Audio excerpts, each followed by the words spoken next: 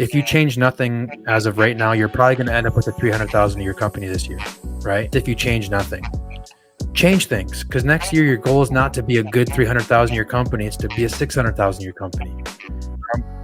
If you're a 300,000 a year company and you make a major change to your operations or to your sales cycle or whatever, and you lose 50% of your customers, I don't think it's going to be that hard to get back up to 300,000 a year.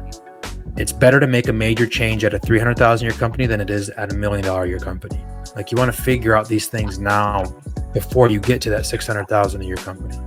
Yeah, because let's say you make a major change and you're at 300,000 a year company and you lose half of your business. You've lost 150,000. If you're at $1 million and you lose half your business, you've lost 500,000. Figure out the wrinkles and go grab yourself an iron and start ironing this year.